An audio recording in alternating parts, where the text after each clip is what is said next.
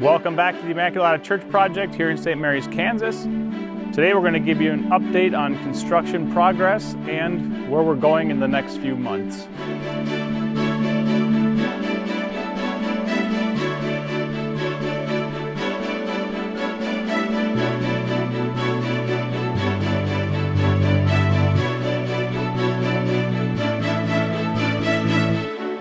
Well, here we are 2 years into the project. 2 years ago, Chris and his superintendents were in the basement setting the points for the foundation. And here we are with the full exterior complete and about 75% of the interior complete. So as I mentioned in the last video, the ceiling artwork is complete and most of the scaffolding was still up. You can see behind me here, the scaffolding is down. We've got most of the finishes from the ceiling elevation down to the 40-foot elevation complete.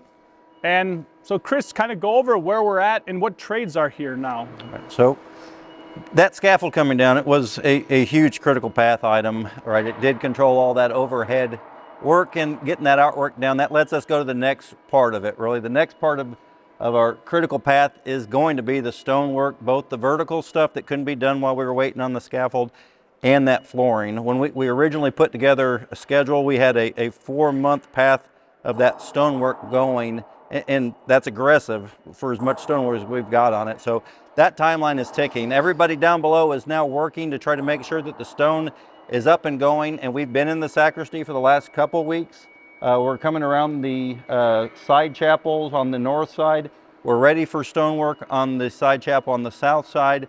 And we'll just bring that flow all the way through the building. We'll pick off our stone floors on the north in Our Lady and then in the baptistry, pick off side areas, and then work it back east to west across the building.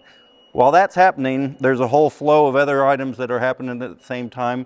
Peripheral rooms that aren't tied to the stonework, like the cry room and up here in the choir loft, those are going to start finishing out so we can bring flooring and finishes out and punch them out even in the next couple of months. The basement's a similar scenario.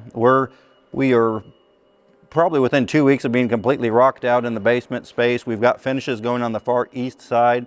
Those will go to paint, those will go to ceiling grid, and they'll come along with the rest of the project. We really have two different paths going now. The critical path of stonework in all of the open public spaces, and then the perimeter peripheral spaces that don't have as much to do with that. So Chris, with all of what you just mentioned, there's still quite a bit of finishes to be done. With having our consecration date announced for May 3rd, you have quite a bit to do in the next few months. No, we absolutely do. And I made such a big point of saying that stonework is the big critical path right now, and it is, and it's underway. But as you can see, that there's a lot of other things that are being done in the open space. There's a transition of some wall work and the finishes that really couldn't be done well from that the full dance floor scaffold. And so we're flowing that mid-range stuff, buttoning up anything that wasn't quite perfect on the walls when the scaffold was there. The artists have a lot of that in that realm, right? So they're working on the mural work that was up above columns and the arches back in the sanctuary. And then they'll do that same thing as well. They've got lettering that goes in between this upper light cove and that architrave that'll start right after Thanksgiving. If you can see it, we've got some of the details that they do around the arches in the sanctuary. There's similar type of artwork that go on the transept arches. This mid-range work that requires lifts, it's too high for peri scaffold, but it wasn't really suitable to scaffold. That's going to be going on in sequencing over the next 2 to 3 weeks out of the public spaces so that truly the whole floor is open. So it sounds like you got a pretty good handle on what's going on the inside. Today I noticed we're pouring concrete on the north side of the church. What's going on the outside? So I think, as you mentioned in your intro, that the shell of the building really is about 99% complete. But we still have hardscapes to do around the perimeter. Before we get into the worst of winter, we are going to go ahead and get the north parking lot paved out. So we've got 2 or 3 weeks of that process. And then after that, we'll be having something hard to stage on. The actual final hardscapes up close to the building, we'll wait until we come out of wintertime so the concrete is fresh and it hasn't been tracked up or anything around up close to the building.